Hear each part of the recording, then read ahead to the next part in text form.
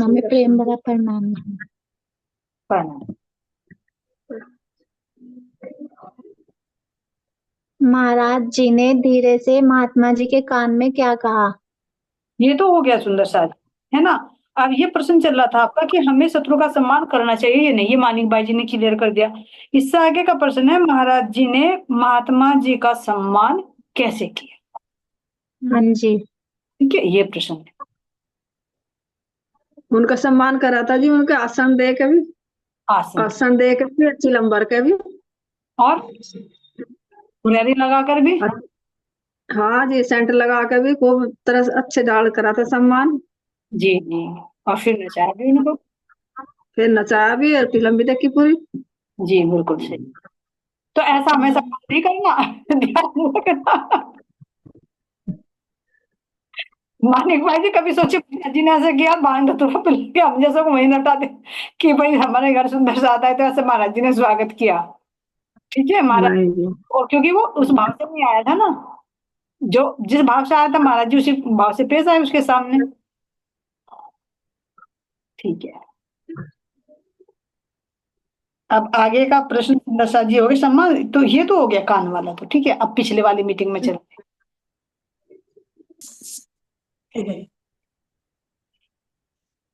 मांगी लाल ने क्या पहना था, उसे कहाँ फेंका, वह क्यों?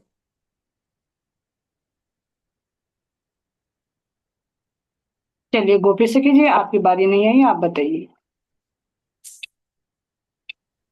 प्रणाम जी। मांगे लाल ने जब उन्हें वे अंदर उतर उतर गए थे और वैराग्य हो गया था, तो उन्होंने अपनी अंगूठी पानी में फेंक दी थी। कहीं की अंगूठी थी? सोने की। जी जी।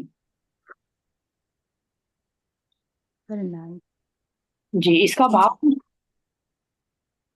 इसका भाव ये है कि जैसे पहले ये इनके मन में तो महाराज जी को ये लगा था कि इन्होंने इसका तो नुकसान हो गया, इसने ये इतने महंगे अंगूठी क्यों फेंक दी, और मेरे कारण फेंक दी, क्यों मेरे से भगवान वो चर्चा से मेरे इसे अंदर की प्राप्ति हुई, वैराग्य हुआ, और मेरी वजह से नुकसान हो गया। लेकिन और नुकसान सोने की थी वो, लेकिन ऐसे है कि लच्छिता जी ने सोने की अंगूठी में ईंट बनाई थी। उनके मन में तो ये भाव था कि मेरा मान सम्मान भी हो, भाव भी था, लेकिन मान सम्मान की बात भी थी अंदर। और ये निस्वार्थ निथक फेंकी थी इन्होंने, एक सिर्फ परमात्मा की लगन की वजह से। जी परिणाम जी। हृदय में वैराग्य हो गया था इसलिए, है ना। बिल्कुल सही। हाँ जी। महाराज जी ने ऐसा क्यों कह रहे हैं कि इसका नुकसान हो गया है? चलिए सुंदर सा जी बोले सके जी, आप अनम्यूट कीजिए।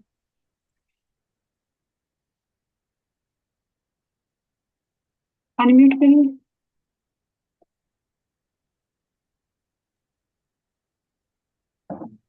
हाँ जी, महाराज जी इसलिए कह रहे कि इसका नुकसान हो गया है। जैसे इन्होंने वैराग्य होगा तो इन्होंने ये जो अंगूठी फेंक दी थी तालाब में, तो महाराज जी इस वजह से कह रहे कि क्योंकि ये जो इन्हें वैराग्य हो गया, जो भी इनके पास धन धन है तो इन्हें मतलब ऐसे नहीं फेंकना चाहिए, किसी को दान करना चाहिए, किसी की सेवा में लगाना चाहिए। जी बिल्कुल सही। अगर वैराग्य हो गया था तो किसी को दान दे देते या कि धार्मिक कार्यों में खर्च कर देते, पानी में फेंकने से तो किसी को कोई फायदा नहीं हुआ ना। तो हाँ जी। महाराज जी कहते थे कि तुम इसका नुकसान हो गया, बिल्कुल। जैसे अब तो हाँ जी, तो महाराज जी ने दो उदाहरण दिए। जैसे लच्छीदास जी थे, वे सोने की ईंट बनाते थे, तो उनके अंदर भी तो उनका भाव अलग था, इसका मांगीलाल का भाव अलग था। ये तो ये जैसे तो उन्होंने ईंट बनाई थी। ये तो गोपी हाँ जी। क्लियर कर दिया, और आगे प्रश्न है इसमें। ठीक है हाँ जी। जी। बहुत अच्छा बताया आपने। हाँ जी। कितना इनाम रखा महाराज जी ने अंगूठी ढूंढने का गोताखोरों से, वह क्यों रखा? क्यों रखा? महबूब भाई जी। हाँ जी, इनाम महाराज जी ने 2 रुपए रखा था। और जो भी मैं तीर का गए अंदर कूदे थे ना, मैं निकाल कर आए थे, फिर महाराज जी ने 2 रुपए दिवाए थे उन्हें। जी किसने दिए 2 रुपए? जो उनके साथ थे महाराज जी के, नाम कौन? मेरे याद नहीं आ। मैं जी।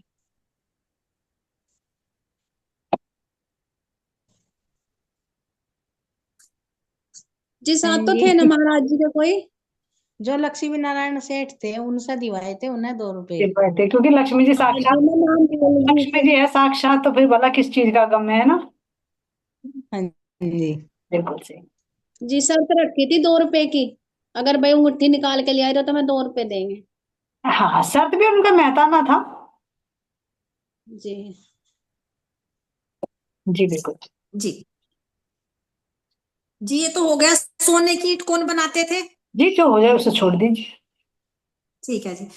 सोने की ईंट बनाना, लच्छीदास द्वारा अंगूठी को फेंकना, दोनों प्रसंगों में क्या अंतर है, भाव बताएं।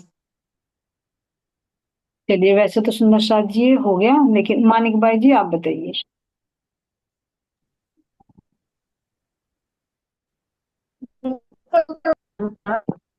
प्रणाम जी। इनमें ये फर्क है जी। देखो, जो वे थे जो ईंट बनाते तो उनके तो भाव ऐसे थे कि मैं भी अपना कुछ ऐसा करूं कि महाराज जी की सेवा में काम आ जाए, सोने की ईंट लगाऊं। उनका भाव पवित्र था तो इनका भी, लेकिन इनका भाव ऐसा था कि इनके इनके भाव में उनके भाव में ये फर्क था। ये तो शरीर से जुड़ते, मैं तो आत्मा से जुड़ कर कर रहे थे। अगर मैं कुछ करूं, फिर महाराज जी ने मना नहीं करती थी, कहना नहीं भाई सोना तो कोई ये चुरा के ले जाएगा, ये हो जाएगा। फिर भी उन्होंने यादगार के लिए कुंडा लगवा दे के उनके भाव देख कर। लेकिन इनके भाव ऐसे नहीं थे। इनके भाव तो ये थे कि मेरी मानता जुड़े इसमें कुछ। किसके भाव थे सुंदर साथ जी? जो जो इनकी जिन्होंने पैसे फेंके थे ये। मांगीलाल जी ने? हाँ, जिन्होंने अपने अंगूठी फेंकी थी, अंगूठी फेंकी थी। जी जी जी जी जी, अच्छे। हाँ हाँ चलिए खेल बाई जी को और बात चलते, सही बताया आपने, थोड़ा सा ऐड कर देगी बाई जी। हाँ। हाँ जी। लच्छीदास जी का भाव ये था कि भाई मतलब कि मतलब सब उसे सुनने के देख के सब आवे। एक तरह से ये भी हो सकता है कि भाई सब सुंदरता देख के फिर वो आवे और भाई मेरा नाम हुआ कि भाई लच्छीदास जी की वजह से ये हुआ। और जो ये मांगी लाल थे इनके अंदर वैराग्य भाव इनके अंदर था ही नहीं, मतलब कुछ भी ना शरीर का ना उसका। उन्हें पता ही नहीं था भाई तू कर क्या रहा है। हम्म। ये थोड़ा सा वे कहते नहीं भाई कहते हैं हाँ। कि हाँ जी, रामवतन दास जी के अंदर जब राज्य आ गया था भाई मुझे नहीं पता कौन कहाँ ले जा रहा, क्या जी, हो रहा है मेरे साथ। मानिक बाई तो जी ने, सेम ऐसे ही मांगी लाल मानिक के बाई साथ जी ने था। सही बता दिया, बस थोड़ा सा विपरीत हो गया है ना, उल्टा हो गया। हाँ जी। क्योंकि हाँ जी। क्योंकि लच्छीदास वे तो सोना बनाना चाहते थे, फिर मंदिर बनाना चाहते थे सोने से ही। लेकिन इनके अंदर वैराग्य इतना हो कि इन्होंने सोने की अंगूठी ही फेंक दी,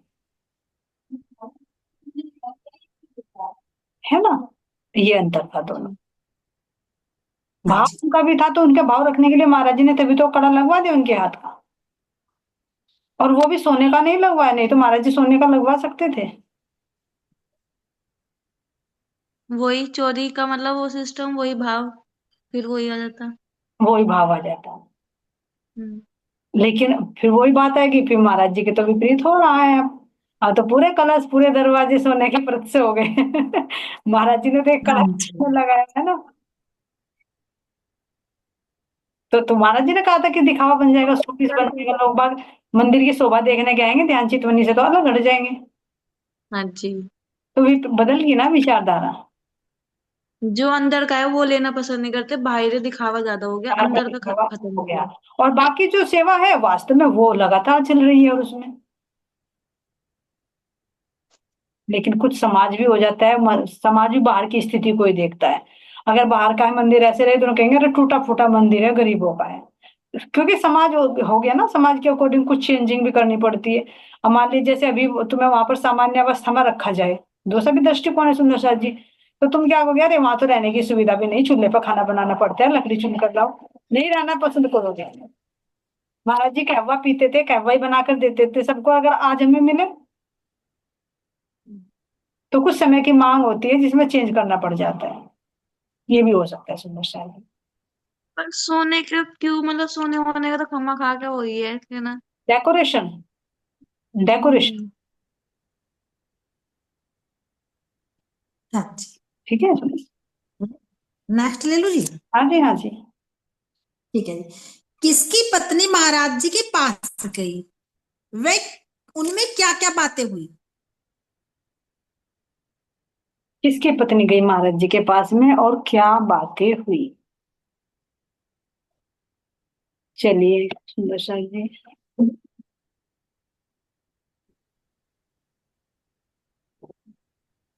हाँ जी, महाराज जी के पास नंदीलाल की पत्नी गई थी। तो जैसे उन्हें वैराग्य हो गया था ना, तो वे घर में चीजों को अपनी फेंकने लगे थे। तो उनकी हालत को देखकर फिर उनकी पत्नी मांगीलाल की महाराज जी के पास आई थी। तो ये कह रही थी कि इन्हें ये क्या यो कि महाराज जी तुमने इन्हें कैसा कर दिया, अब हमें भी कुछ बताओ। तो इनसे यही बात कहना है जी। अरे और भी है एक दो बात। चलिए और बात मस्तानी सखी जी बताएंगे। तो हमारे घर का कैसा खर्चा चलेगा, मतलब बहुत बात हुई थी इनमें ऐसी। बहुत सखी बता देगी। जी जी, चलिए मस्तानी सखी जी अनम्यूट कीजिए। नेट स्लो आ गया मस्तानी सखी का, रुक रही है। पंडिता जी आप करिए अनम्यूट। फोन कर रही थी, अरे हो बिजी गया जी। चलो जा। हाँ जी। हाँ जी। जैसे कि मैं हाँ कौन बोल पढ़ रहा है? मैं बोल रही थी। जी मांगी लाल की जो पत्नी गई थी महाराज जी के पास, तो कहा कि जैसे कि देख करके उनकी हालत, तो महाराज जी के पास आई। क्या लगा जी, आप ये एक बात तो बताइए, आपने इनकी हालत कैसी कर दी, और अगर इन्हें वैराग्य ही लेना था तो अभी इस वृद्धाश्रम में लेना चाहिए कि बुढ़ापे में। अगर इसी उम्र में इन्होंने वैराग्य लिया तो हमारा क्या होगा, मैं कैसे अपना गुजारा या खर्चा या अपना भविष्य कैसे पूरा करूंगी, ये तो अच्छी बात नहीं है। अब उन्हें तो इस चीज को भी सताने लगे थे ना, चिंता कि ये तो महाराज जी के साथ में निकल जाएंगे। जब इन्हें भी नहीं रहा तो महाराज जी ने कहा कि नहीं, ये कहीं नहीं जाने का, ये आपके पास ही रहेगा, घर ही रहेगा, इन्हें कुछ नहीं हुआ, आप चिंता मत करिए। तो महाराज जी ने मांगीलाल की पत्नी को समझाया, क्या लगा नहीं, इन्हें कुछ नहीं हुआ, आप चिंता मत करिए, ये ठीक है। तो बस उन्हें यही था कि अगर वैराग्य लेना ही था तो इन्होंने शादी क्यों कराई, इन्हें शादी नहीं करानी, जी इन्होंने शादी क्यों कराई, तो शादी नहीं करानी थी वंदना इन्हें। सखी का मैसेज आ रहा जी, उन्हें म्यूट कर दो। जी वंदना जी का हाँ जी। एक मिनट सुंदर सा जी। वंदना जी हैंड रेज तो नहीं है आपका?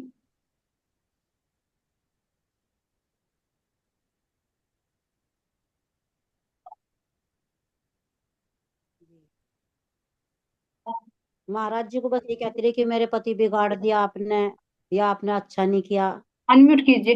ये जी बिल्कुल सही। ये बातें ठीक हुई है महाराज और जी पत्नी की। जी जी जी। बिल्कुल सही बता दिया आपने। चलिए नेक्स्ट जी। क्वेश्चन। इस बात का मारवाड़ियों पर क्या प्रभाव पड़ा? इस बात का मारवाड़ियों पर क्या प्रभाव पड़ा सुंदर सा जी? चलिए वंदना जी आप बताइए। हाँ दीदी, मैं तो हर बार हैंड रेज कर रही हूँ, मेरा म्यूट अभी ही रहता है, मुझे कहने नहीं नहीं, मुझे का। पता है हैंड रेज है, लेकिन मैं सोचती हूँ जिसकी बारी नहीं आई हो उसका भी मौका मिल जाए। है ना? कोई बात। जी इससे ना मारवाड़ियों ने जब देखा उनके प्रति, तो उनका विचार बदल गया और श्रद्धा होने लगी, क्योंकि महाराज जी का प्रचार बहुत होने लगा। तो उनका आना जाना बहुत आरंभ हो गया अपने पास, उनमें जागृति भी आई है लोगों में वहां के। जी जी जी तो ये हुआ। हाँ, और उनके भक्ति भाव में भी जागरूकता आ गई है वहां के लोगों में। जी जी यही तो प्रश्न था। जी, यही था कि उनके अंदर क्या प्रभाव पड़ा, बिल्कुल सही बता दिया आपने। माई माई ने महाराज जी के पास आकर अच्छा किया या बुरा किया, वर्णन करें। अच्छा किया कि बुरा किया? चलिए वंदना जी आप ही बताइए, आपका बहुत देर से अनम्यूट था ना, आप ही बताइए, दो कर लीजिए आप। अच्छा ही क्या, क्योंकि वहां के लोगों को तो ज्ञान आ गया ना, जागरूकता आ गई, उनको ज्ञान मिल गया उनके वजह से। उनको भी पता चल गया कि महाराज जी कहाँ तक पहुंचे हुए हैं, ये भी पता चल गया ना, लोगों में जागृति आ गई, ज्ञान ज्ञान मिला, तो अच्छा ही हुआ उनके लिए तो। जी, अच्छा भी हुआ और उसका साइड इफेक्ट क्या हुआ, कुछ बुरा भी हुआ? बुरा तो उनकी पत्नी के लिए ही, वो थोड़ा सा, हालांकि उन्होंने कह दिया था, सांत्वना दे दी थी कि देवी आप चिंता न करो, ठीक हो जाएंगे ये, और तुम घर जाओ आराम से, उन्हें कह दिया था कि आप घर जाओ। हाँ, तो इसमें दोनों दोनों है, अच्छा भी है और बुरा भी है। जी, और किसी के लिए भी तो बुरा हुआ जी? हाँ हाँ हाँ, अभी बताएंगे केल भाई जी, चलिए आप बताइए, अनम्यूट कीजिए नंगन भाई जी। हाँ जी, मेरा तो भाव यही है कि जो मांगी लाल के लिए बुरा हुआ, क्योंकि अब वह उनको बिल्कुल भी नहीं आने देगी। नहीं, वो अलग है प्रसंग, ये मैं पूछ रही है अलग है। तो मेरा तो भाव ही इसमें ये वाला है कि अगर जीव भाव में देखे तो वही उनके लिए भाई सही हुआ भाई, ताकि उनकी भाई जीविका कैसे चलेगी। अगर आत्म भाव में देखे तो फिर रुकावट बनेगी। रुकावट बनेगी। हाँ जी। तो इसमें पॉजिटिव भी और निगेटिव भी। निगेटिव तो ये है सुंदर सा जी कि कोई आध्यात्मिक मार्ग पे चल रहा है, तुम उसमें रुकावट डालते हो, है ना, आकर महाराज जी के साथ में अभद्रता कर रहे हो और वो भी सबके सामने, तो वो गलत है। लेकिन उसका बेनिफिट भी क्या हुआ कि इस बहाने से लोगों तक सूचना तो गई कि यहाँ पे बहुत पहुंचे हुए महाराज जी है, मांगी लाल की हालत बदल दी इन्होंने, हल्ला मचाकर भी तो प्रचार ही किया ना उन्होंने। तो पॉजिटिव भी और नेगेटिव भी, है ना, कुछ और हाँ होता है जैसे कि। हाँ जी, वो सिद्ध बाबा के लिए तो बुरा ही हुआ था जी, क्योंकि उनके पास जाते थे ना सब, फिर उनके पास सबने जाना बंद कर दिया था ना। हाँ हाँ। ये था जी मेरा नजरिया तो। ठीक है जी, इस प्रसंग से हमें क्या शिक्षा मिलती है, वर्णन करें। इस प्रसंग से शिक्षा क्या मिलती है, सुंदर सा जी, शिक्षा भी वैसे इसमें हो ही गई कवर, लेकिन और अच्छे से भाव सुन लेते हैं। हरियल से कीजिए, आप अनम्यूट कीजिए, काफी देर से होंगे आप भी वेटिंग में, सुंदर सा जी। वो जी शिक्षा तो हमें यही मिलती है, जैसे मांगी लाल थे तो इनकी पत्नी ने बोला था कहीं ने कि भाई तुम्हें अब मतलब अब वैराग्य नहीं लेना चाहिए, तो तुम्हें बुढ़ापे में लेना चाहिए था। अब मान लो बुढ़ापे में अगर ये लेते, मान लो ज्ञान बुढ़ापे में मिलता, तो सारी इंद्रियां तो काम करना बंद कर देना, तो उस टाइम क्या करते वे। जी तो इसलिए ना जो ज्ञान लेना चाहिए, तो मतलब अपनी जैसा इंद्रिया पूर्ण रूप से सही हो, किशोर अवस्था में हो, युवावस्था में हो, तो उस टाइम हमें ज्ञान लेना ज्यादा जरूरी है। शिक्षा हमें ये लेनी चाहिए, जैसे इन्हें इनकी पत्नी ने रोक लिया था कि तुम बुढ़ापे में करते ये सब कुछ। ठीक है जी जी, इसके तो हो गए जी कंप्लीट 153 के जी। जी, बिल्कुल सही है सुंदर सा जी। बोलो सतगुरु महाराज धाम के धनी की जय, पांचों स्वरूप की जय।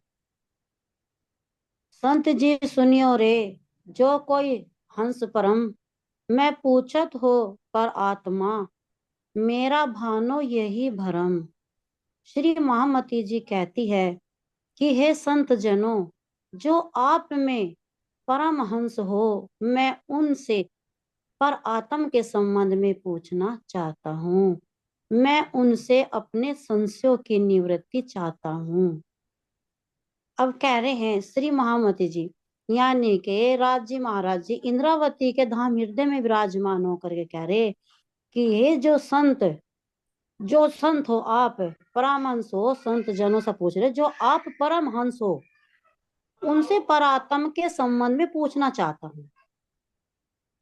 राज्य महाराज जी कह रहे हैं कि जो संत हैं, अब तुम्हारे पर आत्म कहाँ है, आत्मा का ठिकाना कहाँ है। अब जैसे कि जो संत कहा परमहंस, अब देखते हैं कि राज्य महाराज जी के जैसे कि इंद्रावती सखी के धाम हृदय में विराजमान होकर के राज्य कहाँ गए थे, जब हमारे प्राणनाथ जी हरिद्वार में गए थे, वहां भी राज्य महाराज जी थे धाम हृदय में। उन्होंने भी यही पूछा था कि हे जो संत थे, अलग अलग जगह के पंथ के धर्म के अनुयायी थे, हर तरह के वेशभूषा में थे, उन्होंने भी यही कहा, पूछा था राज्य ने कि राज्य को तो वही कहते थे कि पता नहीं कौन देश विदेश के हैं, कि औरंगजेब के तो भेजे हुए नहीं आए, कोई झगड़ा करने के लिए देश विदेश में तो नहीं आए, आ रहे हो भ्रमण के लिए नहीं आ रहे हो। और वे थे राज्य महाराज जी खुद ही। उन्हें अपने हृदय में ये था कि ये जो हर तरह का वेशभूषा में है, ये महात्मा साधु है, संत है, कि इनमें परमहंस भी है। तो अंदर से आवाज थी कि ये पूछूं कि ये जो आप परमहंस है, कि देखो इन्हें कि इन्हें पता है कि मेरी आत्मा का ठिकाना कहाँ है, मेरे पर आत्म की आत्मा का घर ठिकाना कहाँ है, मैं कहाँ से आई, मैं क्यों आई, किस लिए आई। आखिर भ्रम में ही, अलग अलग वेशभूषा में ही बेचारे भ्रमते फिर रहे हैं। राज्य महाराज जी के अंदर ये विचार आया और उनसे भी एक क्वेश्चन किया। और जब परमात्मा ने पहली बार में ही राज जी ने कहा कि इसे दर्शन दे करके पूछा देवचंद्र जी को, तू कौन इत क्यों कर आई, कहाँ है तेरा वतन, नार तू कौन खसम की दृढ़ कहो वचन।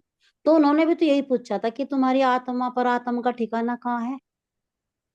उन्हें भी तो यही बताया था कि मतलब ये इनके अंदर में विराजमान हो करके, कि पता तो था परमात्मा को, कह रहे ना कि पर आत्म संबंध में पूछना चाहता हूँ कि उनसे अपने संशयों की निवृत्ति चाहता हूँ, कि निवृत्ति हृदय में आई कि ये बेचारे भटकते फिर रहे हैं। क्योंकि उन्हें संशय तो था ही नहीं, क्योंकि तो पूर्णात कौन है राज्य, राज्य को थोड़े कोई संशय होता है। उन्हें संशय नहीं था, उन्हें संशय ये था कि ये जो अज्ञानतावश में भटक रहे, अलग अलग वेशभूषा में भटक रहे, इन तक पूछो कि तुम्हारी पर आत्म का ठिकाना कहाँ है। उनका ये निवृत्ति का पूछने का चाहना थी। अब आता है महामती जी के अंदर वास्तुत कोई भी संशय नहीं है। इस प्रकार की भाषा शिष्टाचार व विनम्रता को दर्शाने के लिए कही गई है। अब महाराज जी के देखो आ गया वही कि महाराज जी के हृदय में थोड़ा ही कोई संशय है, उन्हें तो अंदर से ही विनम्रता आई कि अरे ये भटकते घूम रहे, ये आत्मा कैसे भटक रही, फिर तो रहे ये, देखो इनकी पर आत्म परमात्मा है ना, कोई रास्ता मिला है नहीं मिला। तो अलग अलग से पूछा गया कि भाई तुम कहाँ से आए, कौन हो, कौन तुम्हारा परमात्मा है, कौन तुम्हारे गुरु है, कौन तुम्हारी साला है, कहाँ थारे धर्म है, उनके बारे में सबके पूछा। फिर उनसे अलग सा कहा कि अगर तुम यही घटा रहे हो, इस 14 लोक के हो, तो तुम्हारी पर आत्मा कहाँ जाएगी, शरीर छूटने के बाद तुम्हारी आत्मा का ठिकाना कहाँ है। महाराज जी निम्रता से पूछ रहे, कोई किसी से कोई ये नहीं पूछ रहा कि मैं बड़ा हूं, मैं तुम्हारी परीक्षा ले रहा, नहीं, इस भाव से नहीं।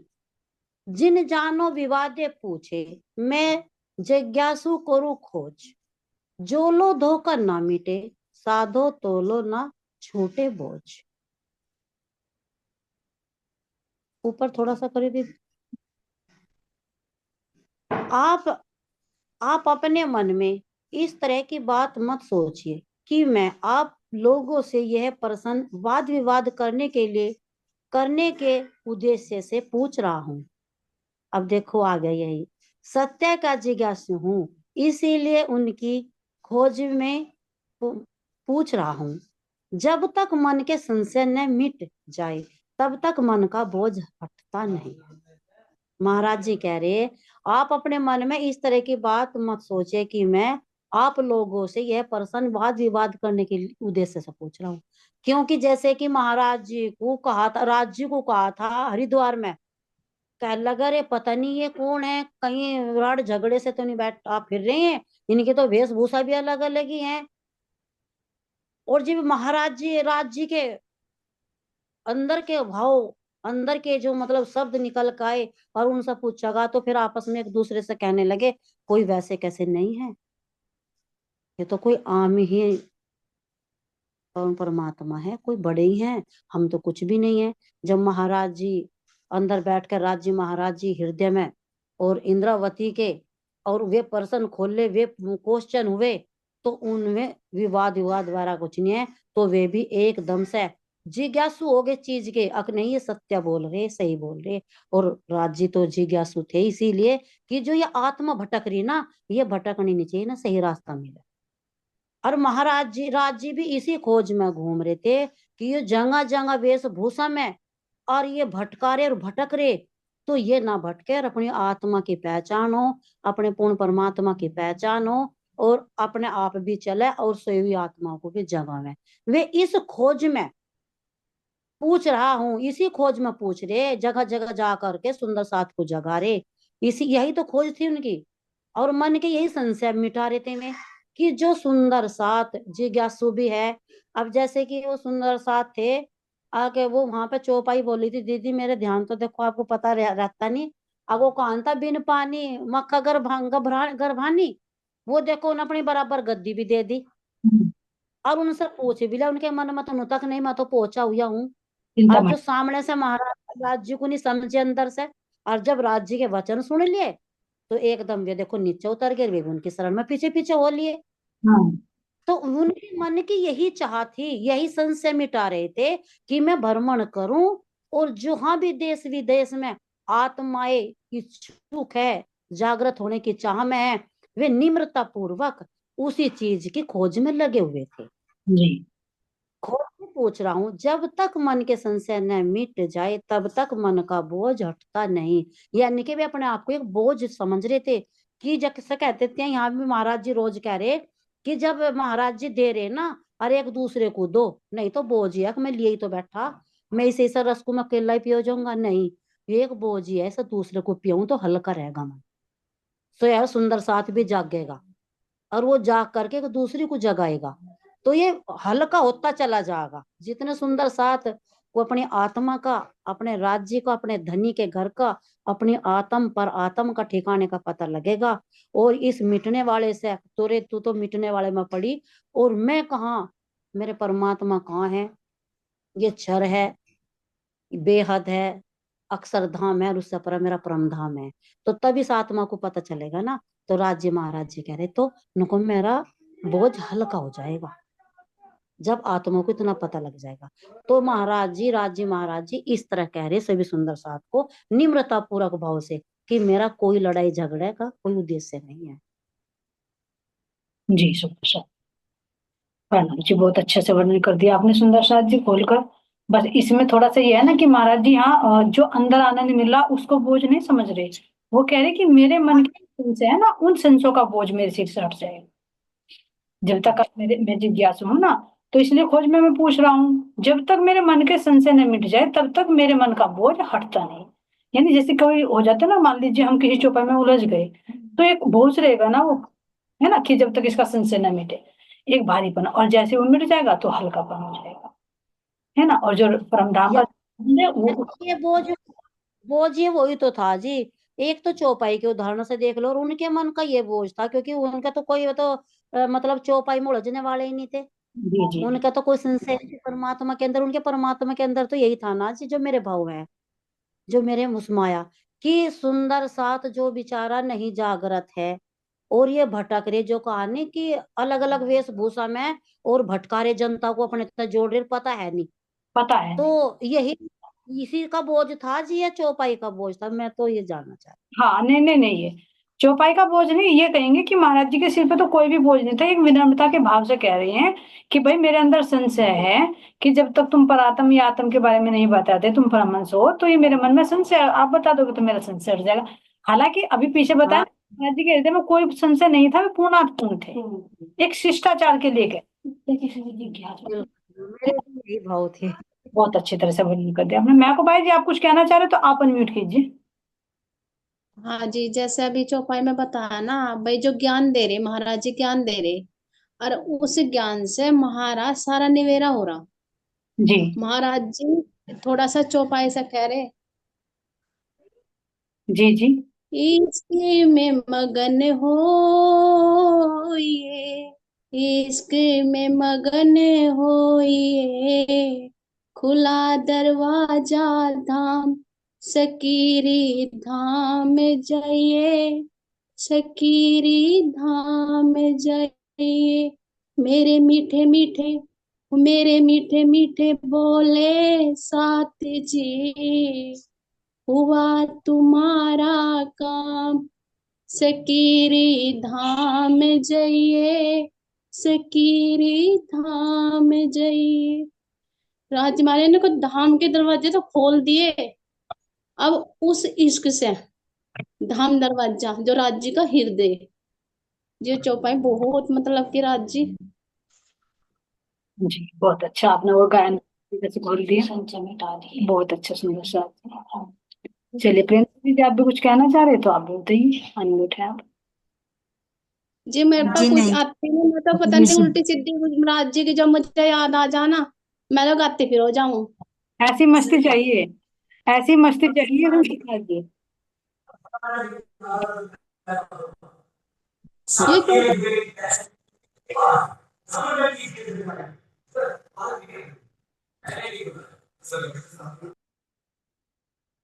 चलिए तो सुंदर सा जी, प्रेम सखी जी कुछ कहना चाहते लेकिन उनकी तरफ से और आवाज आ रही है। चलिए, बोले श्री प्राणनाथ प्यारे की जय, सदगुरु महाराज जी की जय, सदगुरु श्री रामचंद्र महाराज जी की जय। सभी सुंदर साथ के चरणों में कोटि कोटि प्रेम प्रणाम जी। प्रणाम जी सुंदर साथ जी।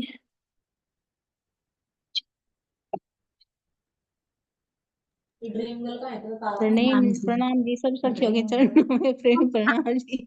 हाँ जी, एक बात कहूँ, हाँ जी ठीक है, ये प्रणाम जी। वो ना सवेरे की चितवनी में ना, जब वो क्या नाम, वो मोर डाली लेके ही चल दिया, मेरी इतनी हंसी छूटी, इतनी हंसी छूटी। सवेरे चितवनी पे पहले तो मना कर दिया था, फिर मतलब ऐसे ही करने लगी ध्यान।